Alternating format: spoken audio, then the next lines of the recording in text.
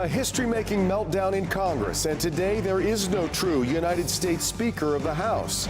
Kevin McCarthy is out after he narrowly avoided a government shutdown. With him gone, what happens when the next deadline hits? Today is Sunday, October 8, 2023, and this is Flashpoint. Hi, welcome to Flashpoint. Good to be back with you after missing last Sunday for the Ryder Cup. Had we been with you last Sunday morning, we would have been talking about the razor-thin avoidance of a government shutdown when to most observers it seemed a certainty. But an unusual alliance of Republican House Speaker Kevin McCarthy and House Democrats kept the government up and running. That alliance would not last, however. All of the Democrats voted to remove him as Speaker last week. But despite even McCarthy trying to lay the blame for his departure on the Democrats, the minority doesn't really have the power to change House leadership. It was a small band of renegade Republicans that doomed him. And just like that, history was made, and a Speaker was removed from that position for the first time ever. But if I may use the question that seems to follow every dramatic turn of events in Washington lately, now what? And does it mean that come November 17th, we are watching a shutdown come to fruition? Coming up, Congressman John James will talk about his vote and the decisions yet to come, and our roundtable is raring to go too. It's all today on Flashpoint.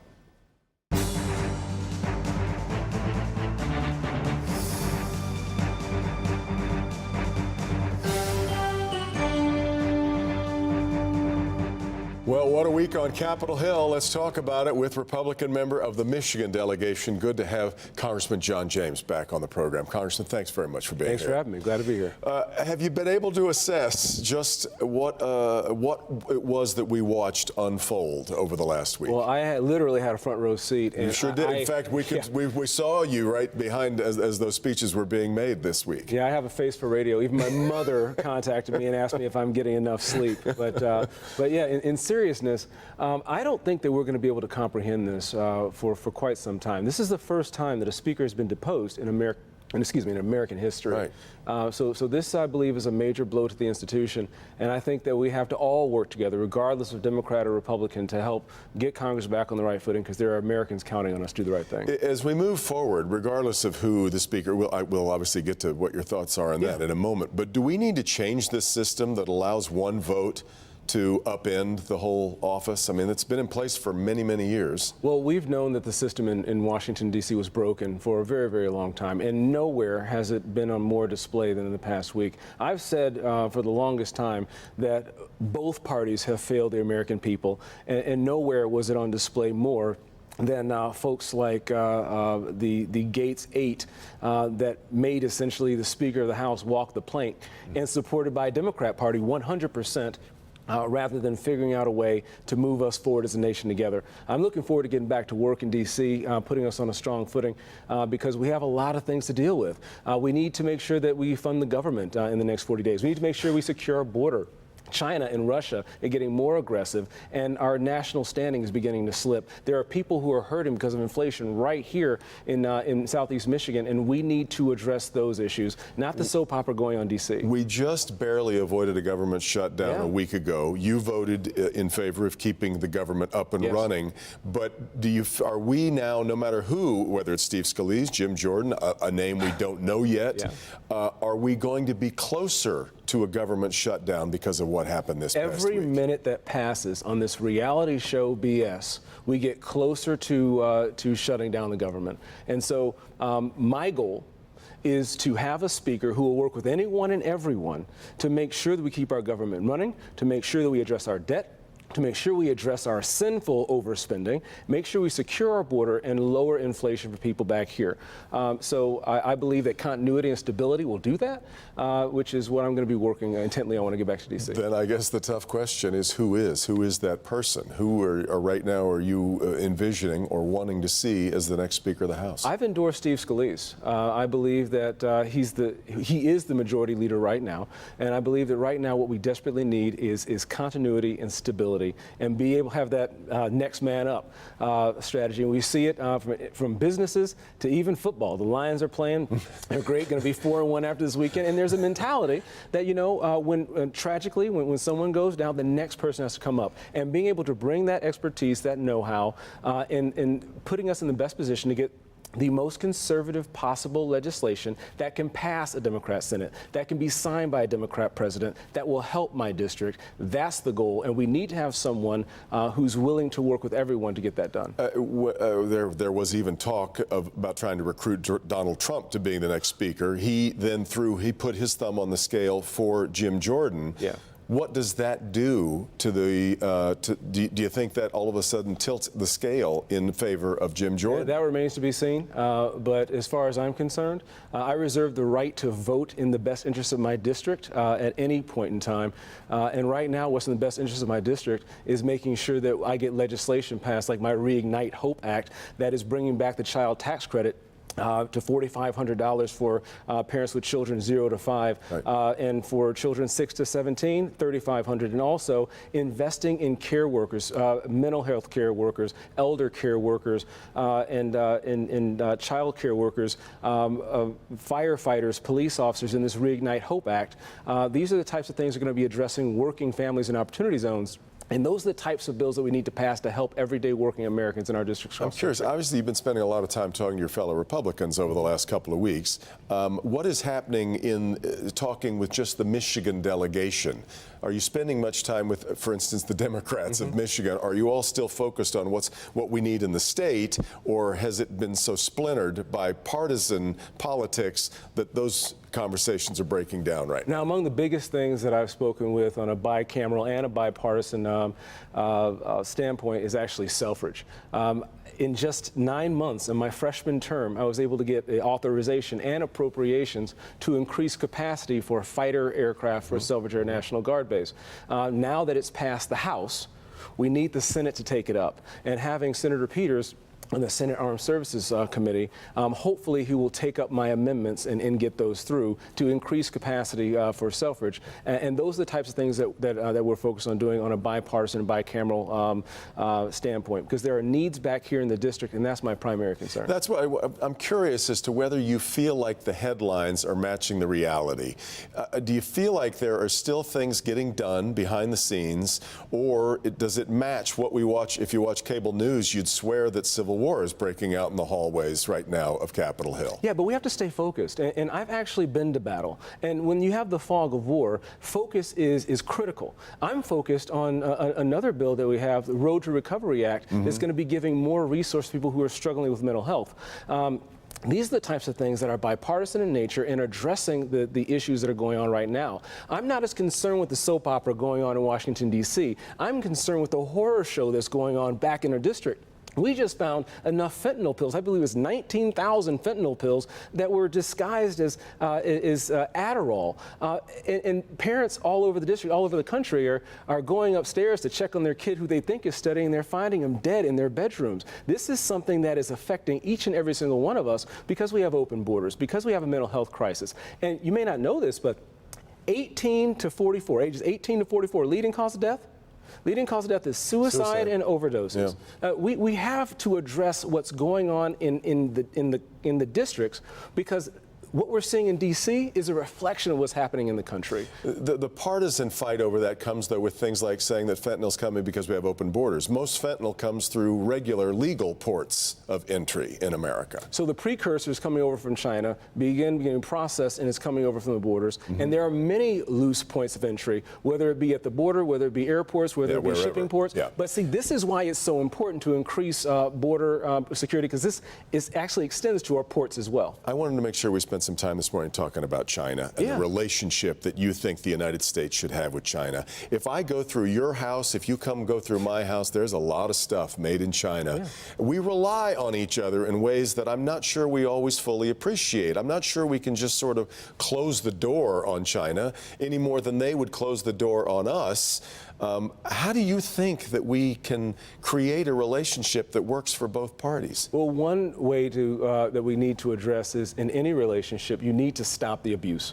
And if there's abuse in any relationship, that's the first thing to address. And the Chinese Communist Party has been taking advantage of the American middle class, building theirs on the backs of ours for decades. The intellectual property theft, the cyber espionage, And we haven't been doing ourselves any favors. Recently, with these leftist policies that are pushing our jobs over to China overseas, this unrealistic lurch toward EVs prior to having the infrastructure that we're ready for, it's actually buoying the Chinese EV market. Frankly, their real estate market the risk is letting China become the world leader in EVs if that's where the world is eventually going, isn't it? The risk is becoming beholden to anyone. Maintaining our energy independence, having an all-of-the-above approach is the solution. When you have an energy secretary who's selling our strategic petroleum reserves to China, and so now our reserves, our back plan is at 1984 levels. I was 3 years old. When you refuse to mine in a humane manner in the U.S., when you refuse to drill and use natural gas here safely using American jobs in the U.S., we sacrifice our energy independence. We're more beholden to China. We need to give everybody more options and not force feed people things that they're not ready for. I got to get to a break, but Congressman, it is always good to have these conversations with you. I appreciate the time. It's going to be a fascinating week ahead. We'll watch what happens here come, especially Tuesday or Wednesday. Thanks a lot, Devin. Thank you so much. Back with more. We'll bring in the Roundtable right after this. This is Flashpoint on Local 4.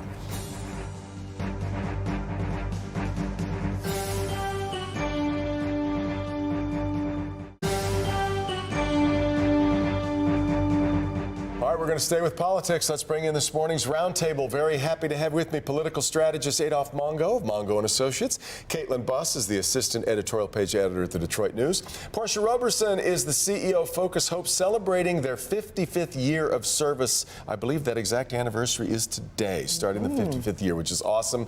And you'll be leaving here to head for the March for Hope later here at 11 o'clock this morning. Abby Mitch, Executive Director of Michigan Rising Action, is with us too. And Abby, let me start with you. John James told me this is the wrong kind of history that nobody wanted to be a part of. Characterize for me what you think we watched happen last week. I think what we watched was democracy in action. I think that there's it's not always pretty, right? It has. Democracy is by nature a messy business, but I think, while there's been a lot of clamoring to make this chaos, the truth is you have two highly qualified candidates for Speaker who are interested in a bigger Republican tent. I mean, they've even gotten President Trump to say the words unifier. So I think you are looking at a healthy exercise in democracy. Do you think, though, that we are going to be closer to a government shutdown with either of these two than we were with Kevin McCarthy? I mean, the deadline is where the deadline is, and we creep up repeatedly to a government shutdown, regardless of how stable the speakership is. Maybe you remember the shutdowns under Nancy Pelosi as well. November 17th, Caitlin, is our next deadline to watch. Is it, as I asked John James, Donald Trump coming out for Jim Jordan, does that finish the deal or no? I think Jim Jordan has a really good shot. I mean, I think given this current temperament of the Republican Party, Jim Jordan is very much in line with the loudest voices. I mean, Steve Scalise has a great record. He's someone who's almost given his life in service of this country. So that means a lot to me. But I think given the demands of that side of the Republican Party, Jim Jordan has a good shot. And, he's meeting their moment, I guess. What it means for the rest of the country. What do you expect out of the Gates 8? They are no doubt feeling their power right now. Yeah, and it's a little disturbing, I think, for everyone to know that 8 people can kind of unleash this sort of chaos, if you want to call it that, on the country. So I don't think that anyone should accept that job without changing that rule. I mean, who would want that job at that point where you're so vulnerable? So hopefully they can get some traction there, and we don't witness kind of what we did the last time a speaker was elected. Portia, it's a great question. Who wants this job? Who wants the job? I mean, who would sign up for it now? I think even Kevin McCarthy, at first there was some hint that he might run again, and then, I think he probably went back to his new office, because he was no longer speaker, and found out and sat down and thought, I don't want this job again. I don't even want to try because I'm not going to win it. But the reality of it is what has happened is that, and what I fear is that more people are even disenfranchised from government altogether. Watching this was sort of demoralizing in the sense that we send people to government to do good for the people, and this is just turned into somewhat of a circus, and I don't think it benefits anybody. Adolph, what we watched play out reminded that old saying of the enemy of my enemy is my friend, watching Democrats basically aligned with Kevin McCarthy to keep the government running and then not being there, of course, in trying to keep him. But did Democrats make a mistake in getting rid of him? Because at least he was the devil they knew. No. He played with the devil. He signed a pact with the devil.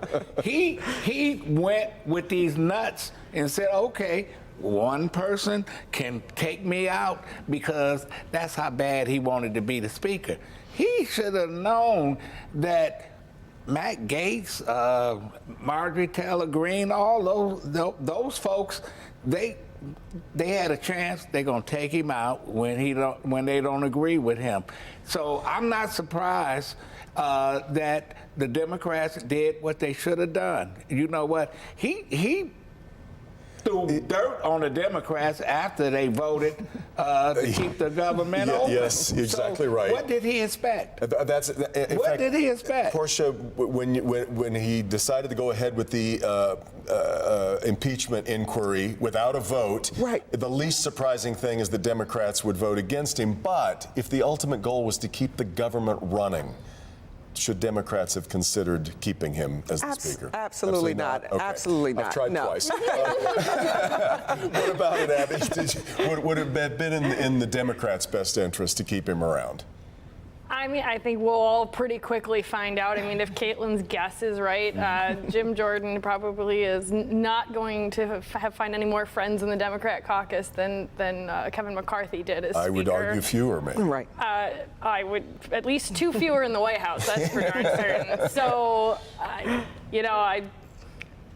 that was their own gamble with fire, basically. Yeah, I think it set them up to, you can attack them for what they did, but on the flip side, it allowed Republicans to shoot themselves in the foot again. And to any independent voters or anyone who was considering voting Republican, this is another thing that Democrats helped allow Republicans to kind of show their own internal dysfunction. And so why wouldn't they take that chance? So then if we look at as a whole, the state of the Republican Party right now, nationally we watched something play out. I really enjoyed Craig Mauger's stories from Mackinac Island 2 weeks ago as they got together for their confab up there. And the state of the state party is, how should we put it? Complete disarray. Yeah.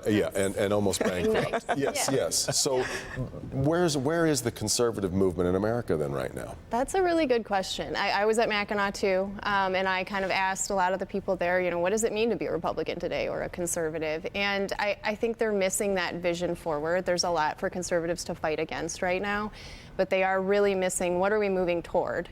And I think, the Mackinac Conference was its own kind of unique thing within Michigan, but it does point to the fact that there is a great divide over, do we be pragmatic and try and work with Democrats and opposing parties on single issues, or do we put our flag in the sand and, not back down a la Trump? And so that division is still playing out, and it's not going away anytime soon, I don't think. They all did, Devin. The Republicans, Reagan, Bob Dole, real Republicans, they're gone.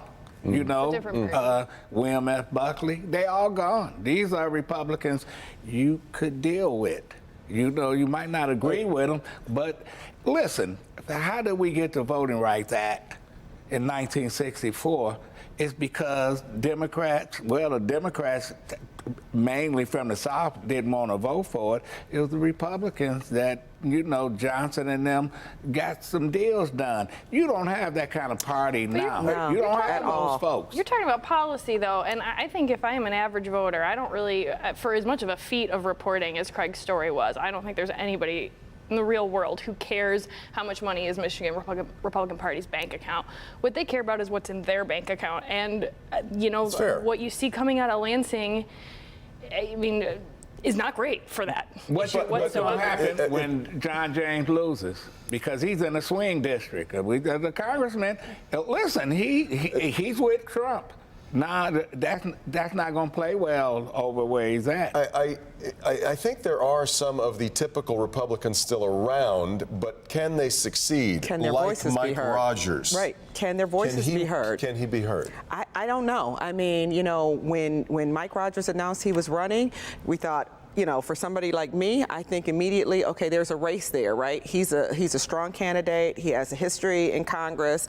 But the fact of the matter is, I don't know that he can succeed within his own party, and that's scary. I'm the daughter of a man who was nominated to the bench by William Milliken, right? Republican. And my dad, till the day he died, said he was a Milliken Republican, right? If people asked him, he was a Milliken appointee. And why? Because Democrats and Republicans were able to sit down and decide on issues and have a real conversation about things they wanted to get done for the American people who had sent them into these offices. That does not exist anymore. And like I said earlier, I think what's going to happen is more and more people are just going to give up on government. And whatever we get is what we get, and we're going to have to live with it. And some of us who are more interested than others are going to sort of miss the days when anybody could talk to anybody. I don't know how many years it's been that you and I have laughed about how, the system has chased all the A students out of it.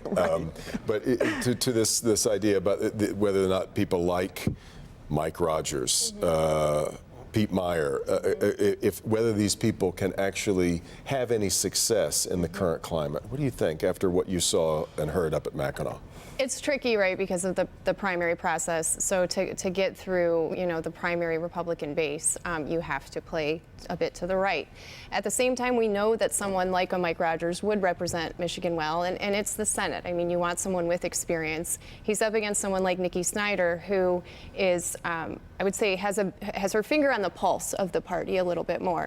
But she can't fundraise. She can't get to that kind of higher class. So you have that schism. You have Republicans who don't feel like Mike Rogers, necessarily lived here. Big concerns like that people want that authenticity, but those authentic candidates tend to not have the experience that we want to see. And so someone like Peter Meyer, again, experience, but is he going to have his finger on the pulse of his base voters? That's going to be hard. So looking from here, Adolph, that's a really important seat. What's the likelihood that Democrats keep that seat? And in particular, I guess, Alyssa Slotkin, right? I have a problem with her, and I'm a Democrat, and I support the party.